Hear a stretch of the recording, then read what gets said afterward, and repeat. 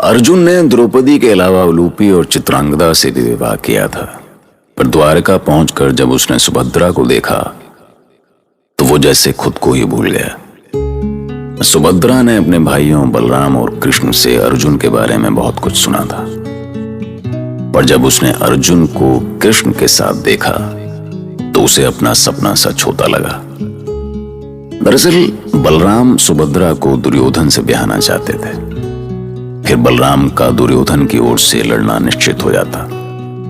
मैं सुभद्रा के लिए बलराम और कृष्ण के बीच की खींचतान का साक्षी रहा हूं। मैं आकाश हूं, मैं वो आंख हूं जिससे कुछ भी कभी नहीं छिपा। मैंने देखा है कि दुर्योधन ने किस चालाकी से सीधे सीधे बलराम का मन जीत लिया, लेकिन कृष्ण से कभी कुछ नहीं छिपा। वो ये भी जानते थे कि अगर ताऊ जिद पर आ गए तो किसी भी हद तक जा सकते हैं। कौन कहता है कि दुर्योधन योग्य नहीं है? किसी को उस पर संदेह हो तो वो मेरे सामने आए। अरे अरे शांत हो जाइए दाऊ। भला आपके निर्णय पर किसे संदेह हो सकता है?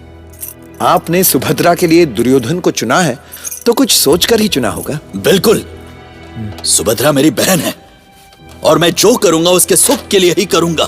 मैं भी तो उसके भले की ही सोच रहा हूं ना दाऊ, पर अब सबकी सोच एक जैसे तो नहीं होती।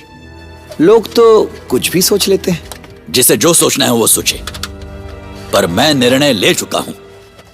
यदि मैं कहता हूं कि दुर्योधन योग्य है तो है। भगवान बलराम जैसा महान गुरु इस संसार में दूसरा कोई नहीं है मामा।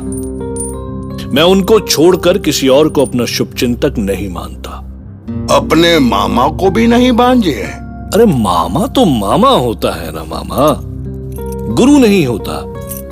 आपने तो मुझे उंगली पकड़कर चलना सिखाया है, पर भगवान बलराम ने मुझे जीतना सिखाया है।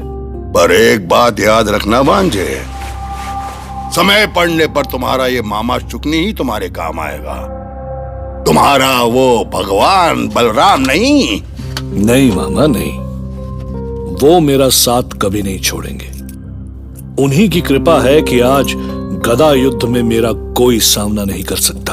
बलराम पर तुम्हारी ये श्रद्धा तो ठीक है भांजे, पर जब उस छलिए कृष्ण की बात आएगी तो थोड़ा ध्यान से रहना।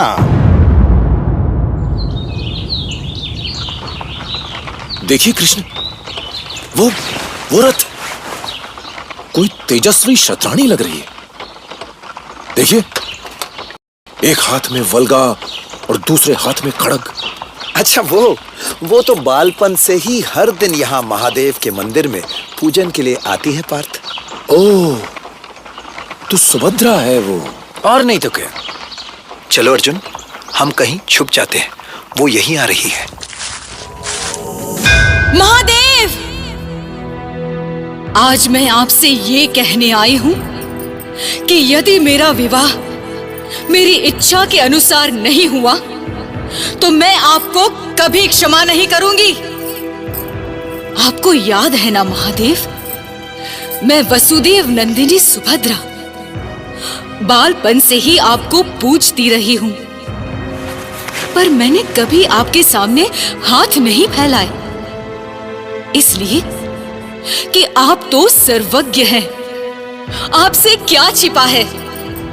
किंतु आप सब कुछ जानते हुए भी पत्थर की मूर्ति बने बैठे रहे। मेरे हृदय की पुकार सुनकर भी आप मौन साध कर बैठे रहे, क्यों?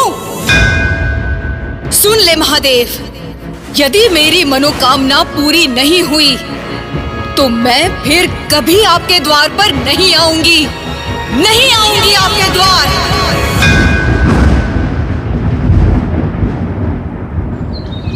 ये कैसी पूजा है केशव? ऐसा लगता है जैसे वो क्रोध में महादेव का आह्वान कर रही है। क्रोध तो होगा ही ना अर्जुन। अब वो किसी और से विवाह करना चाहती है और उसके विवाह की चर्चा कहीं और ही चल रही है। अच्छा, तो किसके साथ विवाह करना चाहती है वो? अच्छा ये बताओ, तुम चाहोगे उसके साथ विवाह करना? मैं? ये क्या कह रहे हैं आप? ये कैसे संभव है केशव? असंभव भी ऐसा कुछ नहीं है अर्जुन। मांग ले अर्जुन, अपने मन को मत रोक। केशव तेरा है और वो असंभव को संभव कर सकता है। अब क्या सोचने लगे अर्जुन? नहीं, कुछ नहीं। अब सोच रहा था कि वो कितना भाग्यशाली होगा जिसे सुभद्रा का साथ मिलेगा।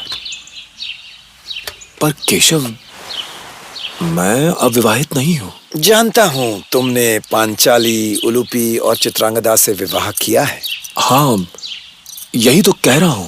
पर पांचाली तुम पांचों भाइयों की पत्नी है, उसके साथ तुमने कितने दिन बिताए हैं?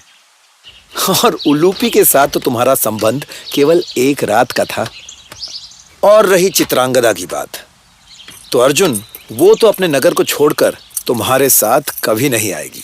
सच है, पर फिर भी सुभद्रा के साथ मेरा विवाह। अब ये तो तुम्हारी इच्छा पर निर्भर करता है। हाँ, ये निश्चित है कि सुभद्रा तुम्हें आसानी से नहीं मिलने वाली। तो उसे पाने के लिए क्या करना होगा मुझे? सबसे पहले तो दाऊ का ही सामना करना होगा। और पिताजी तो ये भी कह सकते हैं कि अर्जुन के साथ विवाह करके सुभद्रा कभी रानी नहीं बन सकेगी, जबकि दुर्योधन, शिशुपाल जैसे कितने राजा हैं जिनसे विवाह करके सुभद्रा महारानी बन सकती है। तब तो फिर भी ये हो सकता है पार्थ, यदि तुम सुभद्रा का हरण कर लो। क्या? अरे, तुम्हारे माथे पर पसीना क्यों आ गया है? तुम बस समझ लो कि मैंने बिना किसी सूचना के सुभद्रा का स्वयंवर आयोजन किया है, और इस स्वयंवर में तुम्हारे सिवा और कोई नहीं है। मुझे भय लग रहा है केशव। अब मैंने भी तो रुक्मणी का हरण किया था पार्थ, सोच लो। और अब मैं स्वयं तुम्हें भागने के लिए अपना रथ दूंगा। पर यदि यदुवंशियों की सेना ने तुम पर आक्रमण किया तो तुम्हें सिद्ध करना होगा कि तुम सर्वश्रेष्ठ हो। और यदि सुभद्रा विरोध करे तो? नहीं करेगी। आवश्यकता पड़ने पर वो तुम्हारा ही साथ देगी। अब दोनों ओर अजीब सी हालत ये थी कि इधर अर्जुन धर्म संकट से जूझ रहे थे, तो उधर इस बात की खबर मिलते ही युधिष्ठिर के सामने सही गलत का धर्म संकट आ खड़ा हुआ। पर कुंती ने राजमहलों में जीवन बिताया था। वो महलों की कूटनीति जानती थी। वो जानती थी कि धर्म उसी के साथ होता है जो अंत में विजयी होता है, और विजय उसकी होती है जो शक्तिशाली होता है। जब से केशव ने ये सूचना भेजी है, मैं कुछ समझ नहीं पा रहा हूं मां। क्या अर्जुन को सुभद्रा से विवाह करना चाहिए? केशव के रहते ये सब कैसे हो रहा है? क्या धर्म के अनुसार ये विवाह स्वीकार किया जा सकेगा? युधिष्ठिर, धर्म तो सदा प्रेम के साथ होता है। पर सुभद्रा का हरण करके विवाह करना अन्याय है। क्यों? क्या तुम अपने भाई को सुभद्रा के योग्य नहीं समझते? मैं तो आपके विचार जानना चाहता था। आपका निर्णय ही हमारे लिए आदेश है। मैं द्वारका जाऊंगा माँ। तुम वहां क्या करोगे भीम? क्या तुम्हें भी वहां की कोई कन्या पसंद आ गई है? अरे माँ, तुम भी ना, कुछ अनुमान है आपको? अर्जुन अकेला है वहां। मुझे वहां उसकी सहायता के लिए जाना होगा। यदि यदुवंशियों ने उसे चुनौती दी तो क्या होगा? अर्जुन की वीरता पर संदेह मत करो भीम। और यदि तुमने उसकी सहायता की तो वो कभी ये नहीं कह सकेगा कि उसने सुभद्रा को अपने बल पर जीता है। तुम क्या सोच रही हो पांचाली? मैं क्या सोच सकती हूँ माँ? यदि मुझसे पूछकर मेरे पति किसी राजकुमारी का हरण करने गए होते तब मैं कुछ सोचती। इस सब के पीछे अर्जुन का राजनीतिक लक्ष्य होगा पांचाली।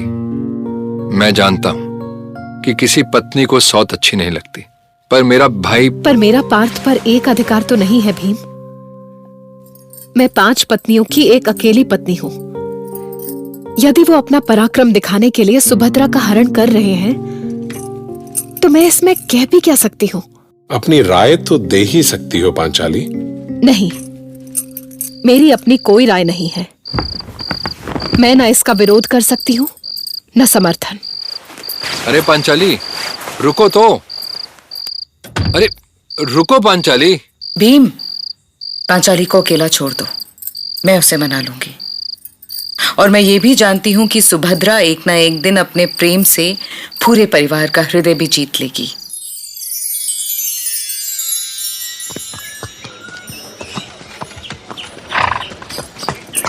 वाह अर्जुन, मुझे विश्वास ही नहीं हो रहा है कि ये मेरा ही रथ है।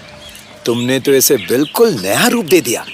किंतु ये सब अस्त्र शस्त्र क्या है? ये सब मैं क्या करूंगा इस सब का? पार्थ, तुम्हारा आगे का मार्ग बहुत कठिन है। कब और कहां अस्त्र शस्त्र की आवश्यकता पड़ जाए क्या पता। कवच धारण करो, कमर में खड़क रखो और रथ की वल्गा संभालो। आपका ये ऋण मैं कैसे चुका सकूंगा केशव?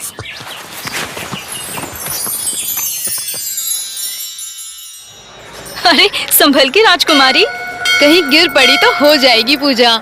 आज तो लगता है हमारी सुभद्रा रानी का ध्यान कहीं और ही है।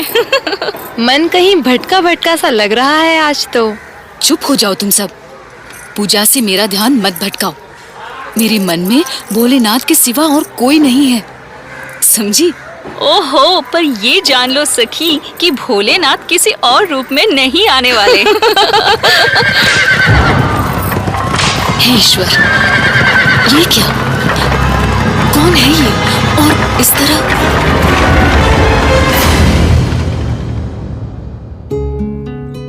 अब अचानक सामने का दृश्य देखकर सुभद्रा के होश उड़ गए। एक रथ उसके और शिव मंदिर के बीच दीवार बनकर खड़ा हो गया।